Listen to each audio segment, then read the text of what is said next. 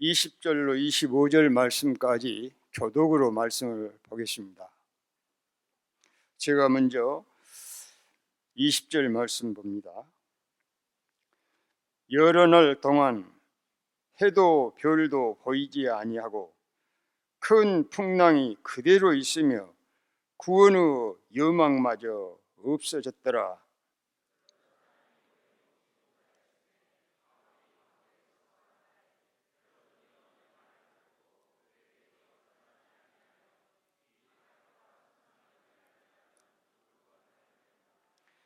내가 너희를 구원하노니 이제는 안심하라.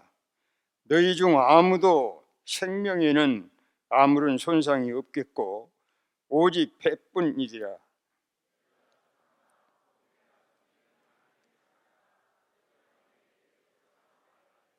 바울아, 두려워하지 말라. 너가 가이사 앞에 서야 하겠고 또 하나님께서 너와 함께 항해하는 자를 다 내게 주셨다 하였으니 그러므로 여러분이여 안심하라. 나는 내게 말씀하신 그대로 되리라고 하나님을 믿노라. 아멘. 함께 기도하겠습니다. 하나님 감사합니다. 오늘 밤에도 우리를 아버지 집에 모이게 하여 주시고 영과 진리로 예배드리게 하심을 감사합니다. 이 예배를 통해서 하나님 홀로 영광 되시옵소서. 우리에게 은혜와 복을 더하여 주옵소서. 말씀으로 성령으로 믿음으로 충만하게 채워 주시옵소서.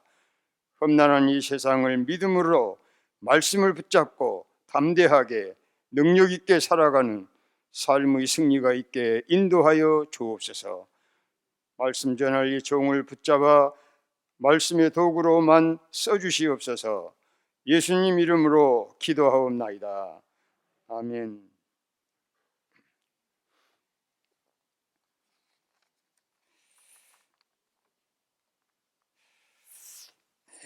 오늘 본문 말씀에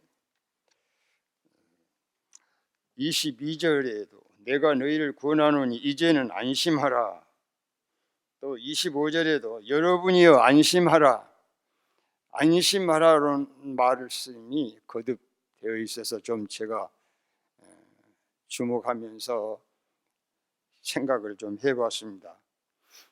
지금 우리가 사는 이 세상은 안심하고 살 때가 아닌 것 같은 공포와 불안 속에서 살고 있습니다. 우리 인생은 항해하는 것과 같다는 말도 있죠. 항해, 넓고 넓은 바다를 향해서 배를 띄우고 배가 나가면 풍랑도 일어나고 심한 파도도 일어나서 배를 덮게 하고 위험한 일들이 한두 번이 아니죠. 이와 같이 우리 인생의 삶을 살아가는 동안에 정말로 어려운 풍랑이 많이 일어납니다. 요즘같이 국제적으로 볼 때 경제적인 사정이 어려워서 유럽주고 그리스 같은 나라는 우리나라 돈으로 860조 원의 빚을 져서 나라가 크게 지금 흔들리고 있는 이런 거 하면은 세계적으로 전염병, 우리나라에는 메르스라고 하는 이 병 때문에 긴장을 하고 학생들이 학교를 못 가고 쉬기도 하고 많은 사람이 모이는 곳에 가지도 못하고 병원에 오히려 찾아갔다가 오늘 또 뉴스 들으니까 또 한 사람이 메르스에 걸렸다고 하고 이래서 날마다 들려오는 소식마다 불안, 초조, 정말 염려, 걱정하지 않을 수 없는 이러한 태풍이 불고 있는 세상이라고 생각해 볼 수가 있습니다. 이러한 때 우리는 어떻게 대처를 해야 지혜로운 삶을 살 수 있을 것인가? 어떤 유명한 학자들의 말보다도 어느 나라 대통령의 말보다도 오직 우리가 믿고 있는 하나님의 말씀, 성경 속에서 우리가 살아갈 길을 찾고 하나님의 말씀을 붙잡고 그 말씀대로 될 것이라고 확신하면서 살아갈 때에 그 믿음대로 될지어다. 아멘. 다른 길이 없는 것 같습니다. 하나님의 말씀 붙잡고 살면 됩니다. 오늘 본문에서도 안심하라, 안심하라. 어젯밤에 하나님의 사자가 내게 하신 말씀 그대로 되리라고 나는 믿노라. 아멘. 우리가 하나님의 말씀을 믿고 살면 어떤 위기에도 불안, 공포, 초조에도 편안하게 든든하게 살아갈 수 있게 된 줄로 믿어서 오늘 이 말씀 우리가 함께 나누기를 바라는 것입니다. 저는 성경을 보면서 여러 가지 그 안심하라고 하는 단어들을 읽어보기도 했습니다만 특별히 세 군데에 있는 말씀을 함께 나누면서 은혜가 될 수 있기를 바랍니다. 첫 번째는 오늘 본문에 나타난 바울이 배에 탄 백성들, 그 배는 276명이 그 배에 탔다고 합니다. 그 당시에 사람만, 짐들도 많이 실었겠지만 사람으로만 276명이 탈 수 있는 배라고 하면 아마 상당히 큰 배였다고 볼 수가 있습니다. 이 배에 탄 그 사람들이 초죽음이 되어 있는 상황 속에서 바울 사도는 그들에게 위로의 말씀을 한 것입니다. 이제는 안심하라 하고 위로의 말을 했습니다. 우리가 잘 아는 대로 이 사도행전 27장에는 이 유라굴로라고 하는 태풍 때문에 바울이 로마를 향하여 가는 배가 파손되기까지 참으로 어려움을 당했습니다. 오늘 본문에 있는 말씀을 그대로 보면 20절에도 이런 얘기 있습니다. 여러 날 동안, 여기 여러 날 동안이라고 하는 말을 뒤로 계속 읽어가 보면은 14일 동안, 그 다음 날 새벽에 15째 되는 날 새벽에 이제 그들이 구원을 받게 되고 한 섬에 들어가서 살게 되는 일들이 기록되어 있습니다. 그래서 여러 날 동안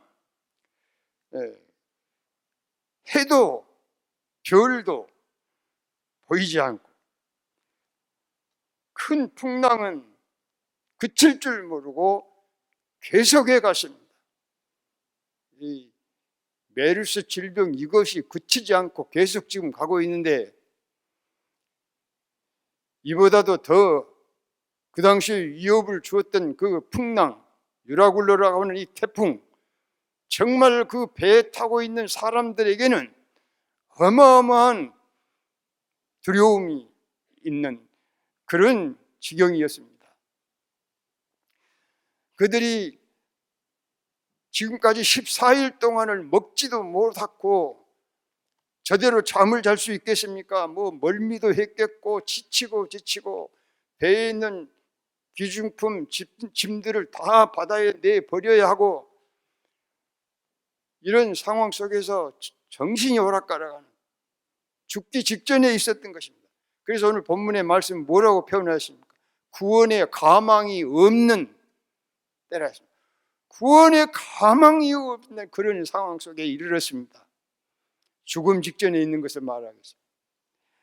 이런 때에 사도 바울은 그 고난을 당하고 염려하고 두려워하고 있는 그 배에 탄 백성들, 그 사람들을 향하여서 이제는 안심하라 말했습니다.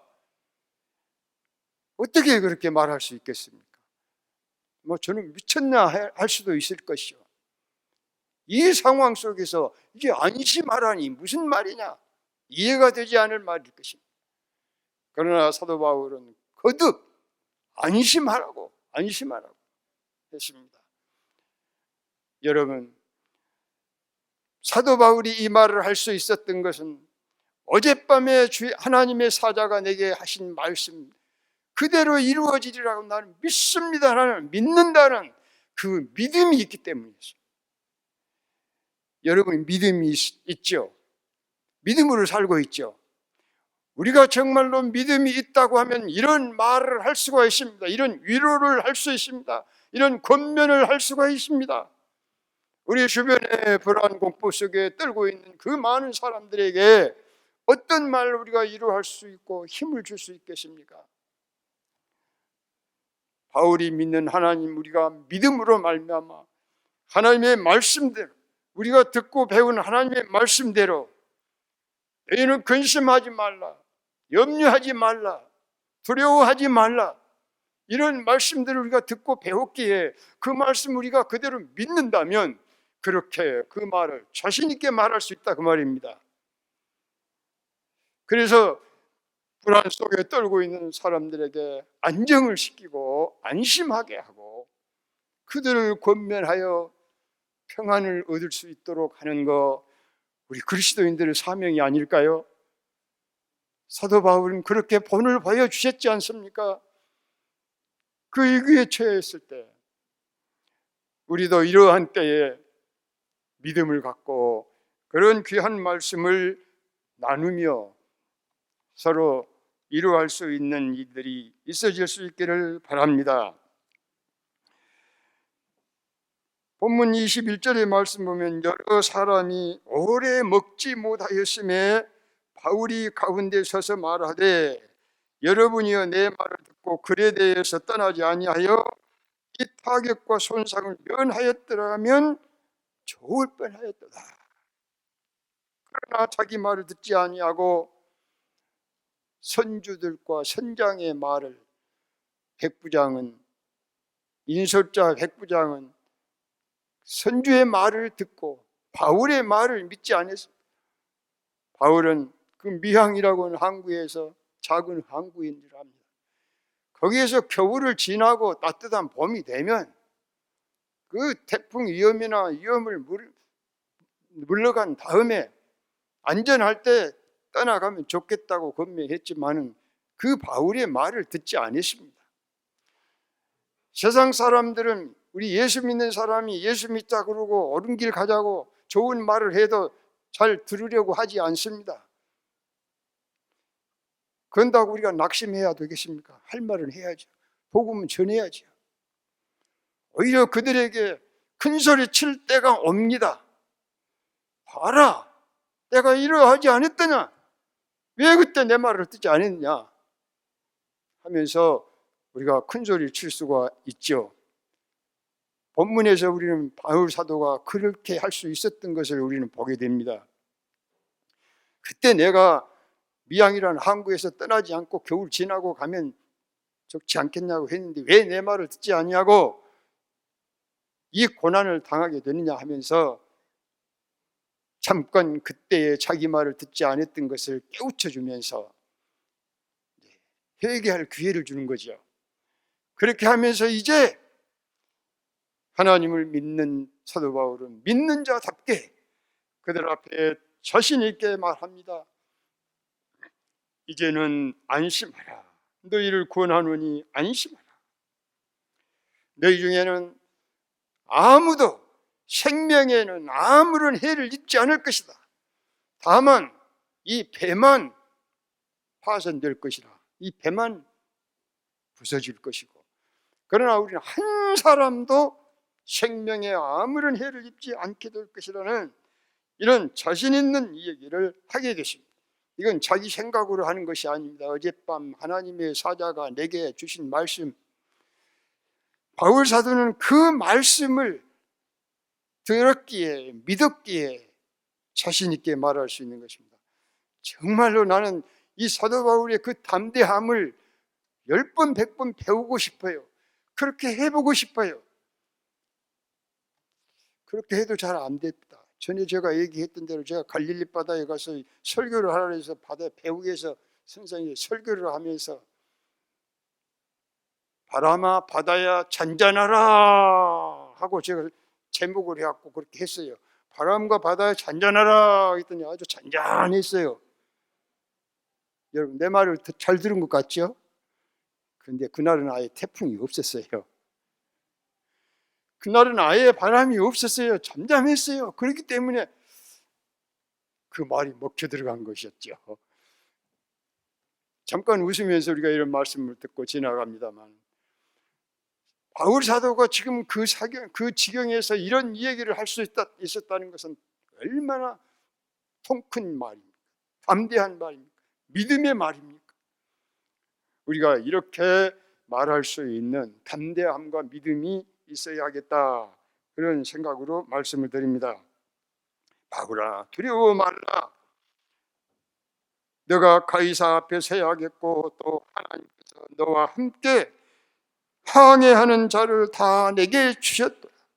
항해한 자를 다 내게 줬다고 하면서 두려워하지 말라 했습니다. 이 말을 들었던 바울은 얼마나 힘있고 즐거웠을까요? 아마 저 같으면 정말로 그럴 수 있을까요? 의심부터 나왔을는지 모릅니다. 믿어지지 않을 수 있는 그런 엉뚱한 말인 것 같습니다. 그런데도 바울은 믿었습니다. 여러분, 하나님의 말씀을 들을 때 정말로 그럴까 하고 의심이 되어질 때가 많죠. 저도 그럴 때가 있었어요. 그러니까요. 그러나 우리가 이 말씀을 듣고 우리가 다시 한번 우리가 의심될 만한 얘기가 들려와도, 내 이성에 내 지식에 맞지 않는 말이 들려도 그대로 믿읍시다. 하나님의 말씀이니까, 진리의 말씀이니까, 변함이 없는 말씀이니까 그대로 우리는 믿어보자, 그 말씀입니다. 그래서 사도 바울은 그 위기를 당하고 있는 백성들을 향하여 여러분이 안심하라 하고 권면하며 위로해 주었던 것을 보게 됩니다. 두 번째로는 요셉이 한 위로의 말을 우리가 한번 또 생각해 보십시다. 창세기 43장에 가서 보면 23절에 그가 이르되 너희는 안심하라, 두려워하지 말라.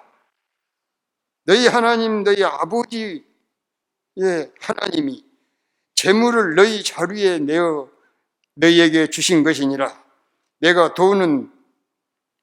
돈은 내가 이미 받았느니라 라고 말했습니다.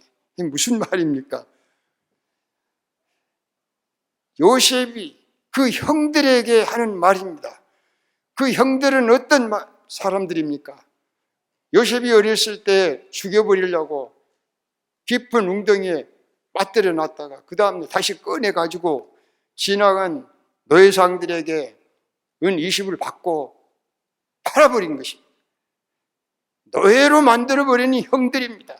자기를 죽이려고 했던 원수들입니다. 그 형들이 요셉이 오랜 후에 애굽 나라에서 총리가 돼서 대성공을 하고 있을 때에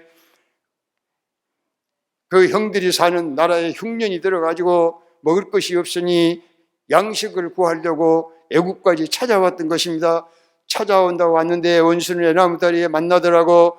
하필이면 자기들이 돈을 받고 팔아버렸던 요셉이, 자기 동생이 애굽 나라의 총리가 돼가지고 권리를 행사하고 있습니다.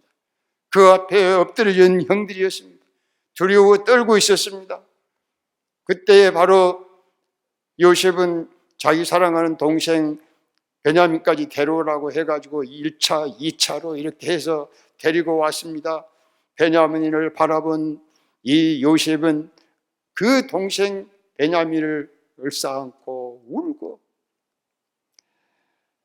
종들에게 명하여 맛있는 음식을 준비하여 그 형들을 대접하고 그 형들에게 이제 하는 말씀, 바로 안심하라. 무슨 말일까요?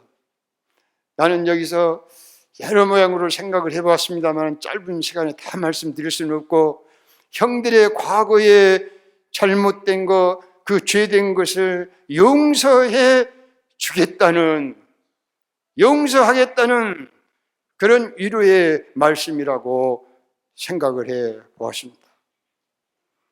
형들이 지금 무엇 때문에 두려워하고 떨고 있겠습니까?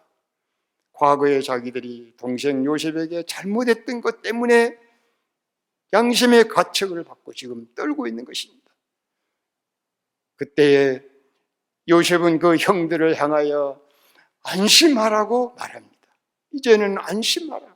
이렇게 지금까지 되어진 일들은 형들이 나를 이곳에 팔아서 나를 이렇게 만들어서 한 것이 아니라 하나님께서 그렇게 다 하게 하셨다. 요셉은 그렇게 믿었습니다. 잘못된 것 같은 것도 결국은 하나님의 섭리 속에서 이루어져 가고 있다는 사실을 믿었던 요셉. 오늘 형들 앞에서 그런 얘기를 하고 있는 것입니다.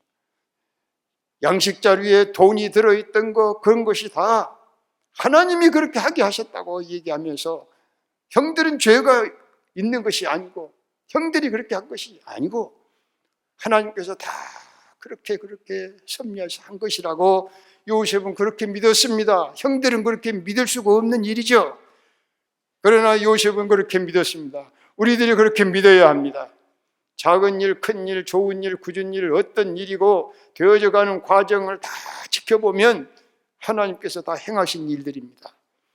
순순히 우리는 그 하나님이 행하신 역사 앞에 겸손히 무릎을 꿇고 어리석이며 감사합니다. 감사합니다.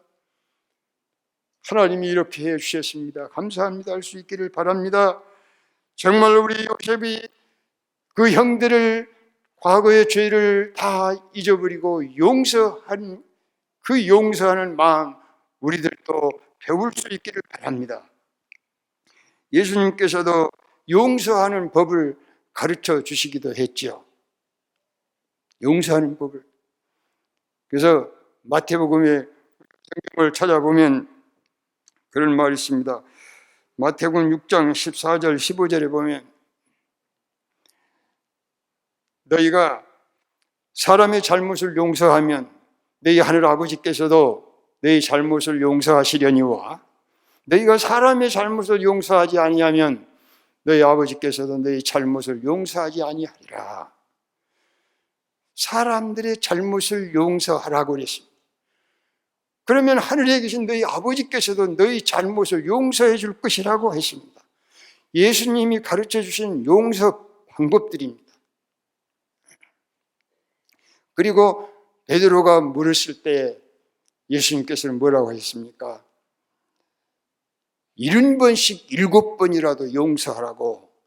용서하는 것을 어떤 한정적인 어떤 틀 안에서만 용서할 것이 아니고 무한하게 용서하라는 그런 뜻인 줄로 저는 믿습니다. 70번씩 7번이라는 숫자가 얼마입니까? 그렇게 용서하라고 했습니다. 우리는 요셉이 형들의 잘못을 용서함과 같이 우리 형제들에게, 우리 이웃들에게 나를 괴롭게 한 나의 원수요, 나를 괴롭게 했던 대적이요, 죄를 범했던 사람들이 있을지라도 요셉의 마음으로, 우리 예수님의 마음으로 배우고 또 배워서 용서하고 또 용서하고, 그래서 용서하는 우리들이 될 수 있기를 바라는 것입니다. 예수님이 이런 말씀하셨습니다.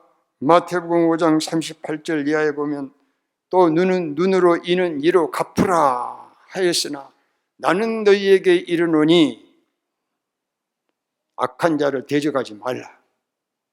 누구든지 너의 오른편 뺨을 치면 왼편까지도 돌려대고 너를 고발하여 속옷을 가지고 하자 하는 자에게 내 겉옷까지도 가지게 하며. 또 뭐라고 했습니까? 또 누구든지 너희로 억지로 오리를 가게 하거든 그 사람과 심리를 동행하고 내게 구하는 자에게 주고 내게 꾸고자 하는 자에게 거절하지 말라. 또 내 이웃을 사랑하고 내 원수를 미워하라 하였으나 나는 너희에게 이르노니 내 원수를 어떻게 하라고요? 사랑하라. 너를 박해하는 자를 위하여 뭐하라? 기도하라. 그리하면 하늘에 계신 내 아버지의 딸이 되리라. 아들이 되리라. 아멘. 이는 하나님이 그 해를 악인과 선인에게 비추시고 비를 의로운 자와 불의한 자에게 내려주심이니라. 너희는 너희를 사랑하는 자를 사랑하면 무슨 상이 있으리요? 또한 너희가 너희 형제에게만 무난하면 남보다 더하는 것이 무엇이냐? 그러므로 하늘에 계신 내 아버지의 온전하심과 같이 너희도 온전하라.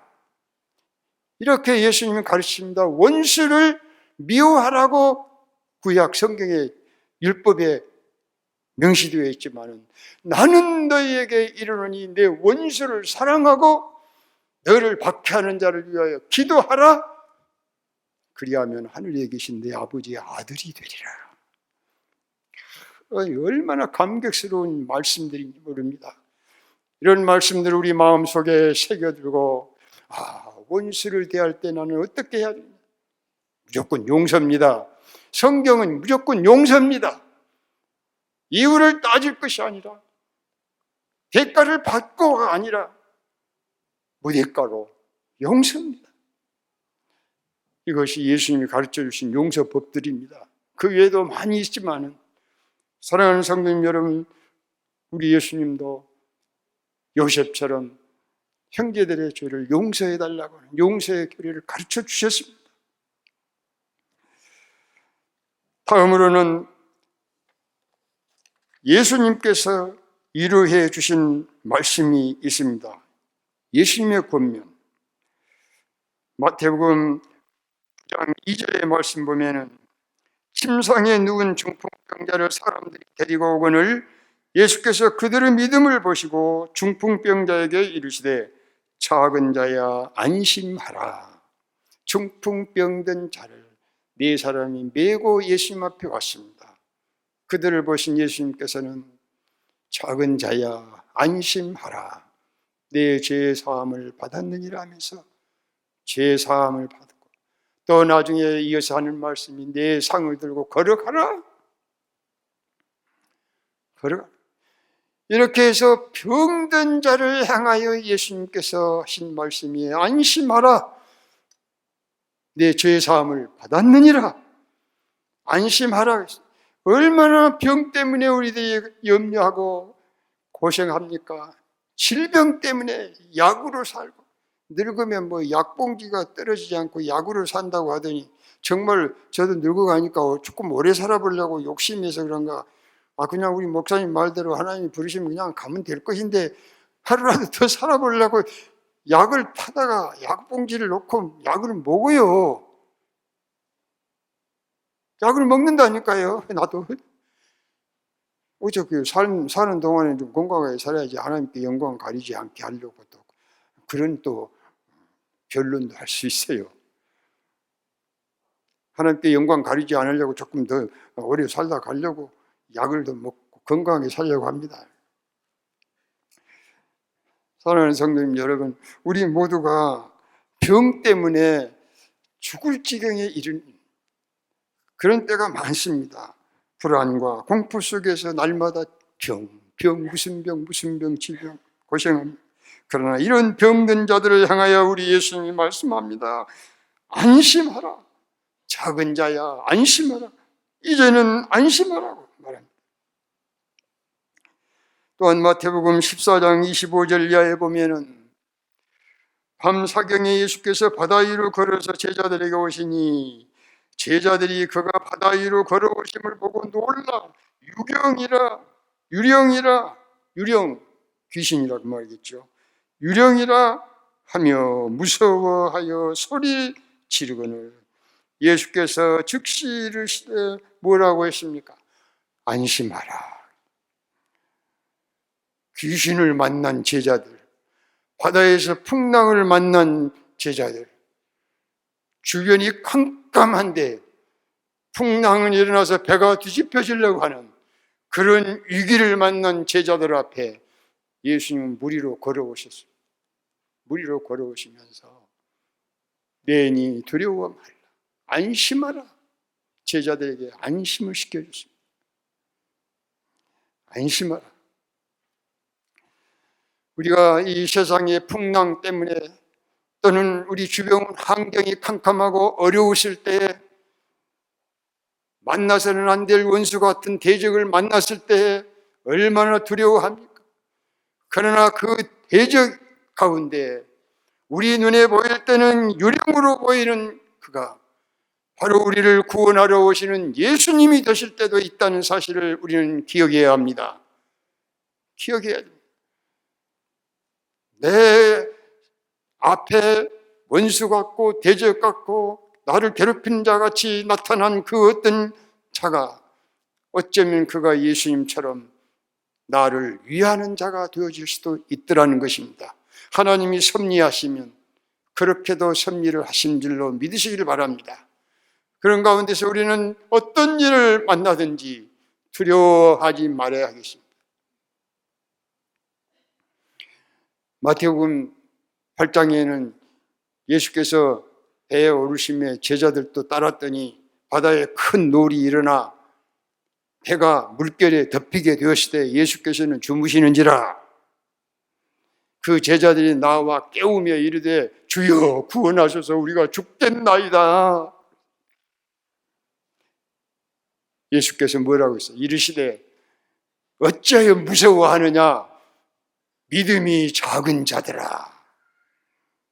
어찌하여 무서워하느냐 믿음이 작은 자들아. 이렇게 하면서 곧 일어나서 바람과 바다를 향하여 잔잔하라 하시니 잔잔하게 되었습니다. 그 사람들이 놀랍게 여겨서 이가 어떠한 사람이기에 바람과 바다도 순종하는가 하고 사람들을 깜짝 놀라게 하는 그런 역사가 일어났습니다.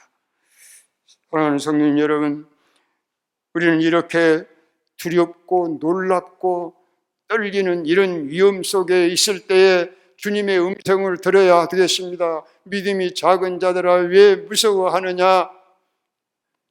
안심하라. 내가 너와 함께 하느니라. 세상 끝날까지 너와 함께 하리라. 예수님이 하신 말씀들을 우리는 늘 기억해야 됩니다. 그럴 때만이 주여 옳습니다. 그렇습니다.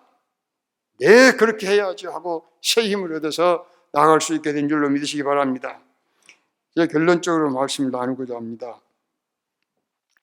사도 바울처럼, 요셉처럼, 예수님처럼 죽음의 공포와 불안과 두려움에 쌓여있는 우리 주변의 많은 사람들에게 하나님의 보호하심 선포하고 그들에게도 소망을 주고 안심하라고 위로하며 격려하며 이 말 그들도 기억을 해서 다시 일어나고 또 일어날 수 있는 귀한 역사들이 생겨나도록 우리 성도들이 그 몫을 담당할 수 있었으면 합니다.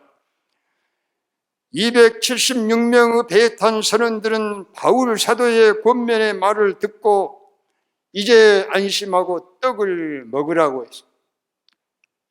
15일 동안을 먹지 못하고 굶주려서 얼마나 허기지고 지쳤습니까? 그러나 바울 사도는 그들에게 이제 먹으라고 하면서 떡을 나눕니다.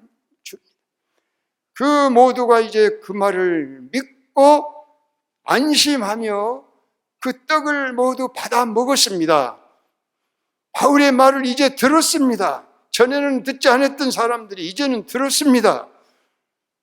고난을 당한 뒤에, 경험한 뒤에 그들이 그 떡을 다 먹고 배불리 먹었더니 이제 배가 파선이 돼도 다 수영을 해서 섬에 가가지고 다 살아난 줄로 믿으시기 바랍니다.